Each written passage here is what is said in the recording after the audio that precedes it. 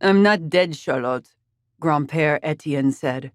But you are retired, Pépère.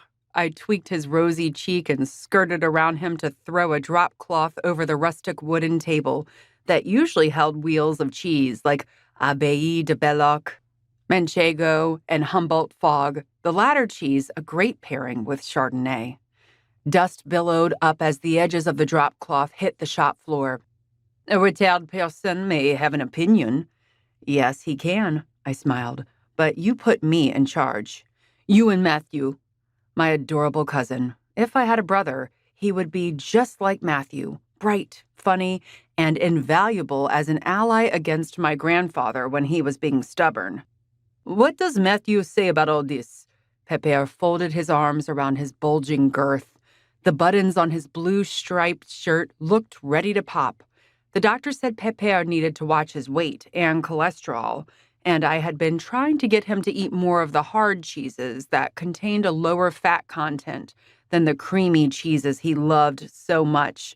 But he had perfected the art of sneaking little bites. What was I to do?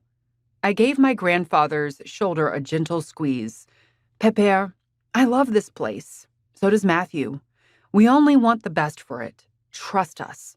That's why you made us partners. Bah, so many changes. Why fix something that isn't broken? The shop made a good profit last year. Because life is all about change. Man does not live by cheese alone, I joked. Pépère didn't smile. Fromagerie Bessette, or, as the locals in the little town of Providence, Ohio liked to call it, the cheese shop, needed to expand and get with the times. Our proximity to Amish country was driving more and more tourism in our direction. The town was exploding with bed and breakfasts, art galleries, candle and quilt shops, and fine restaurants. To take advantage of the boom, Matthew and I decided the shop needed a facelift.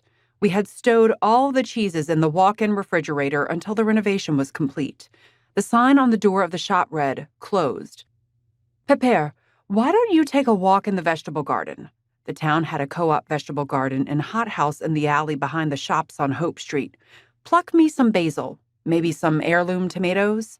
I intended to sell homemade basil pesto in jars.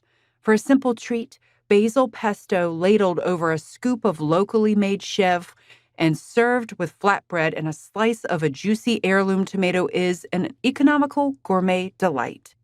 Pépère muttered something in French. I understood. Give the horse the reins, and the rider is quickly thrown off.